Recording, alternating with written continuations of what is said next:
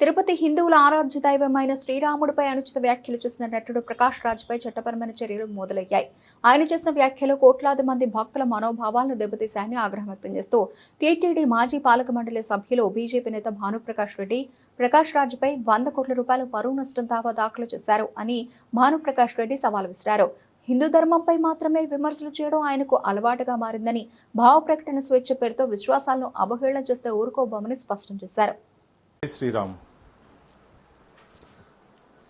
కోట్లాది మంది హిందువులకు ఆరాధ్య దైవం, కోట్లాది మంది హిందువులు పూజించే ఆరాధ్య దైవం, కోట్లాది మంది హిందువులు రాముడు లాంటి భర్త, రాముడు లాంటి అన్న, రాముడు లాంటి తమ్ముడు, రాముడు లాంటి స్నేహితుడు కావాలని చెప్పి పరితపిస్తున్నటువంటి ఈ కలియుగంలో ప్రకాష్ రాజ్ అనే ఒక నీచుడు, దుర్మార్గుడు ఈరోజు శ్రీరామచంద్రమూర్తి గురించి, లక్ష్మణస్వామి గురించి, సీతమ్మ గురించి అవహేళనగా మాట్లాడడాన్ని తీవ్రంగా ఖండిస్తూ వెంటనే హిందువులకి బహిరంగ క్షమాపణ చెప్పాలని చెప్పి డిమాండ్ చేస్తున్నాను.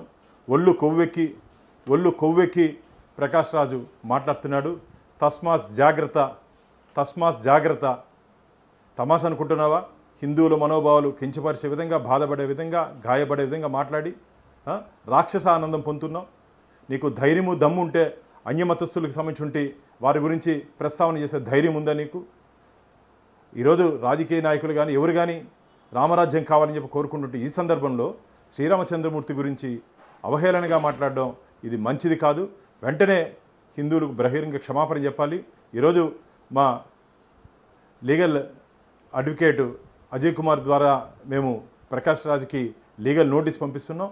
100 కోట్ల రూపాయలు డెఫర్మేషన్ కూడా వారి మీద హిందువుల తరపున వారిని చెల్లించాల్సిందిగా డిమాండ్ చేస్తున్నాం. ఇది మంచిది కాదు. దీని మీద క్రిమినల్ కేసులు కూడా నమోదు చేయాలని చెప్పి మేము పోలీస్ శాఖని విన్నవించుకుంటున్నాం. అలాగే వారికి కూడా ఒక కంప్లైంట్ కూడా వారికి కూడా ఇవ్వబోతున్నాం.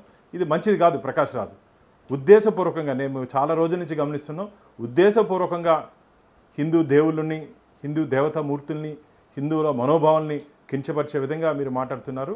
ఒళ్ళు పగిలిపోతుంది. ఇలా విధంగా కానీ మీరు కానీ మాట్లాడుతూ పోతే మొత్తం హిందూ సమాజం మిమ్మల్ని వెలివేస్తుంది. ఇది మంచిది కాదు. ఏదో సినిమాలో డైలాగులో లేకపోతే సినిమాలో యాక్టింగ్ అనుకుంటున్నావా? మా రామచంద్ర గురించి మాట్లాడడం నువ్వు? ఇది మంచిది కాదు.